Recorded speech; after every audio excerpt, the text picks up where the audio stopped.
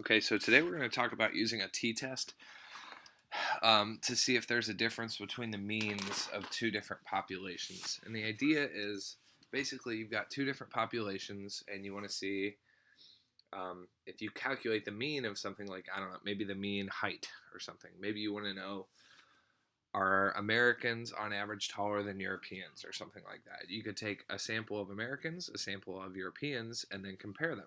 And so this statistical test will let us do that.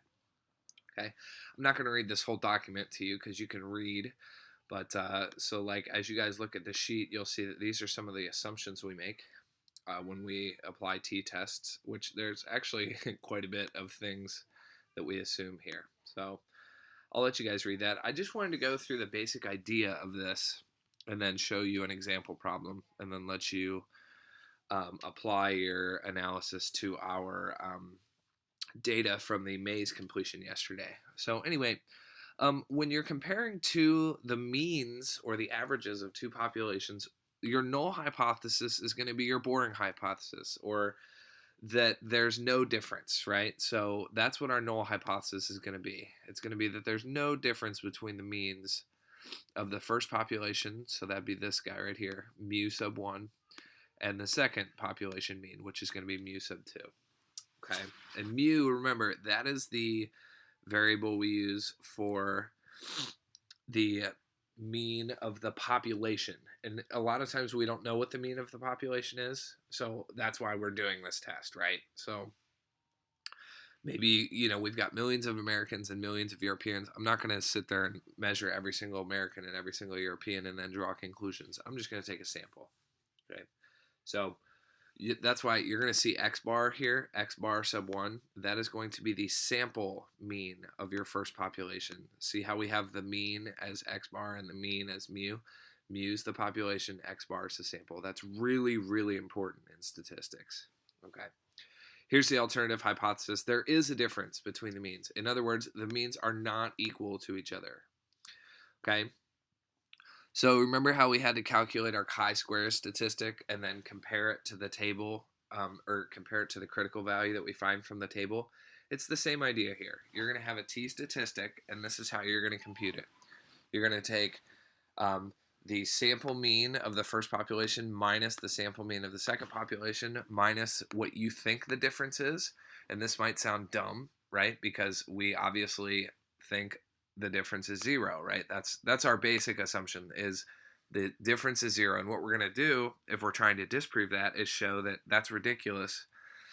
Like, if the means were actually equal, that would lead to an absurd result, like something that happens 1 out of every 1,000 times, right?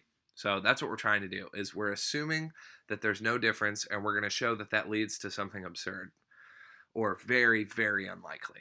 So anyway, and there are different kinds of t-tests, and so the idea is that sometimes people actually do put in a number here. They're like, hey, I think that the difference between these two means is at least 2, and so they'll put 2 here. But for our case, we're just going to do 0. So really, you don't even need D here. You can just kind of leave it out. But those of you who do go on to study statistics more in detail at the collegiate level or the university will find that they will use D here. Okay, and then SE is the standard error, and that formula is below on the next page. So here's the standard error. It tells you how to calculate it. This looks really awful, but it's pretty straightforward. Okay, S sub 1 is going to be the standard deviation of the first sample. Okay, so the standard error is going to be S sub 1 squared. Okay, over N sub 1 plus S sub 2 squared divided by N sub 2, and you're going to take the square root of that whole thing. Okay, really, if you understand what the standard deviation of the first sample is, the standard deviation, oh shoot, that should say second sample. Sorry, that's really wrong. That should say second sample. I'm going to go in and change that right now, actually. So as you're looking at this, this should say second sample. That's really bad. Okay. All right. Anyway. Hey, where'd my thing go? Okay. So anyway, S sub 2 is the standard deviation of the second sample. N sub 1 is the sample size of the first sample, and N sub 2 is the sample size of the second sample. Okay? So if you interviewed 10 people for your first sample, then N sub 1 would be 10. And if you interviewed 12 people for your second sample, n sub 2 would be 12. Okay. Anyway, all you have to do is plug in your numbers and then use your calculator. Or if you're me, you'll use Wolfram Alpha because Wolfram Alpha is awesome. Okay. The degrees of freedom. So remember, we're going to have to calculate, we're going to have to find the standard error. Okay. And we're going to have to find the difference between the means. So once we have the standard error and the difference between the means, that'll give us our t-statistic, right? Then we need to look up the table. And in the table, you're going to find that you need degrees of freedom, just like the chi-square stuff. And then you're also going to need to find your significance level. And like I said, we're going to do a two-tailed test, and our significance level for the problem that we're going to do is actually 0.1. Like I said, sometimes we do 0.05, sometimes we do 0.1. Another common statistical level of significance is 0.01. So anyway, those are the three big hitters. These two, that's probably why they colored these columns blue, is because these are the most commonly used. Sometimes people will do 0.01. Okay, so anyway, the degrees of freedom is a really awful equation here. But again, once you know what everything is, all it is just plugging in numbers and letting the calculator do all the legwork for you. So this one is just going to be, up here you're going to have s sub 1 squared over n sub 1 plus s sub 2 squared over n sub 2. You're going to take that and square it. That'll be the top of your fraction. The bottom of your fraction will just be this part. So you'll have s sub 1 squared over n sub 1. You'll take that, square it, and then you'll divide by n sub 1 minus 1. Okay? Really, all you have to do is plug and chug, and you'll see with the example that we're going to do here in just a sec that that's all I did. Okay. By the way, so you're probably going to get a decimal for this most of the times. You will need to round it to the nearest whole number. Okay, so if you get 12.7, then your degrees of freedom are going to be 13. Okay. So once you calculate your t-statistic, you want to find a two-tailed t-test table. Oh my goodness. Yeah. Try saying that 10 times fast, right? Look up the critical value for your degrees of freedom and your desired level of significance. So like I said, usually the desired level of significance is going to be 1%, 5%, or 10%, okay? And this runs exactly like the chi-square test for goodness of fit. If your t-statistic is greater than the critical value in the table, that means that it's going to fall in that really unlikely range, then you're going to reject the null hypothesis, okay? Otherwise, if your t-statistic is less than the critical value, then you will fail to reject the null hypothesis. Don't necessarily accept it, but we fail to reject it. So let's do an example here on the next page. So if you guys want, you can go to this website, and this website also has the example, although it's a little confusing because they have to type it up. I actually wrote this out with pencil and paper. So, okay, so within a school district, students were randomly assigned to one of two math teachers, Mrs. Smith or Mrs. Jones, really generic names. After the assignment, Mrs. Smith had 30 students and Mrs. Jones had 25 students. At the end of the year, each class took the same standardized test. Mrs. Smith's students had an average score of 78 with a standard deviation of 10. Mrs. Jones had an average score of 85 with a standard deviation of 15. Test the hypothesis that Mrs. Smith and Mrs. Jones are equally effective teachers. Use a 0.10 level of significance. So they're going to deviate from what we kind of normally do in class, which is 0.05. But that's okay. We'll do 0.10. It's just one more column over in the table. Okay. And we're assuming that the student performance is approximately normal. So I'm glad they put that in. That we're assuming that the samples are drawn from a population that's approximately normally distributed. Okay? All right, so let's look at this. What we need to do first is decide which one we want to make the first sample and which one we want to make the second sample. It doesn't really matter. I just saw that Mrs. Smith's name was first, so I just made her the first sample, okay? And so her mean was 78, so x bar sub 1 is 78. The standard deviation for her was 10, and the sample size was 30. And then Mrs. Jones was, the mean was 85, standard deviation of 15.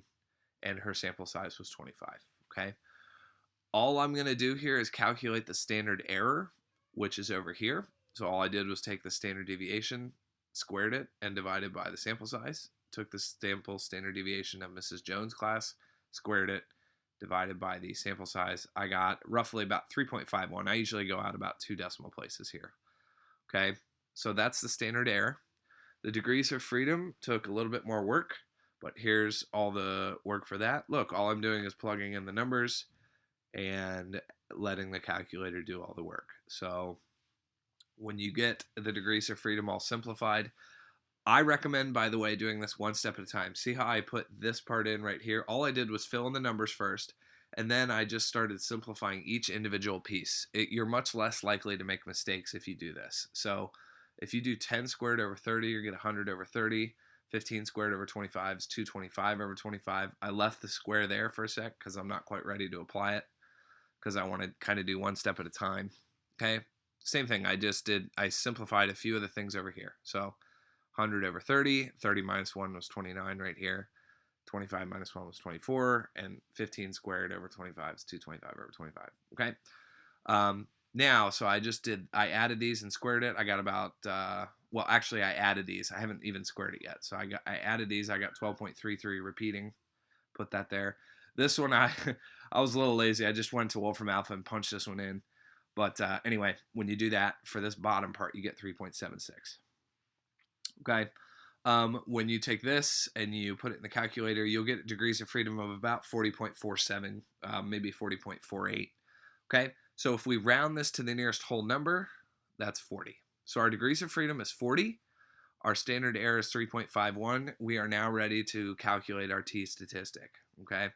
So remember, our t-statistic was x1 bar minus x bar sub 1 minus x bar sub 2 minus what we think the difference is going to be divided by the standard error. So x bar sub 1, so Mrs. Smith, her average was 78, Mrs. Jones was 85.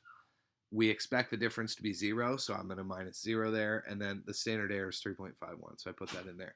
Now here, this is a little awkward. You get a, depending on which sample you make the first and which one you make the second sample, you might get a negative number here, but here's what I'm saying. Look, if we had just made Mrs. Jones the first sample and Mrs. Smith the second sample, then it would have switched this. It would have been 85 minus 78, which would have just been 7 minus 0 over 3.51. We would have gotten positive 1.99, okay? Here's what I'm saying. If you get a negative number here, that's fine.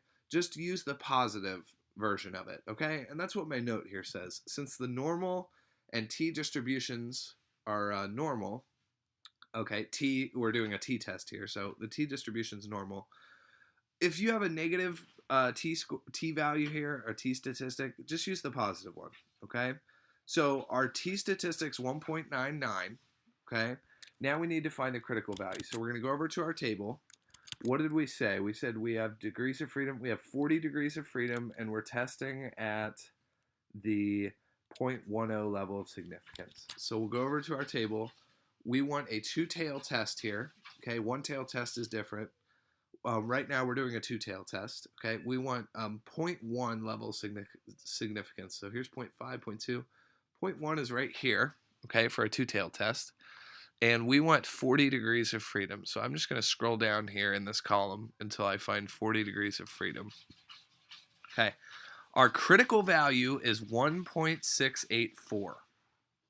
Okay, so our critical value is 1.684.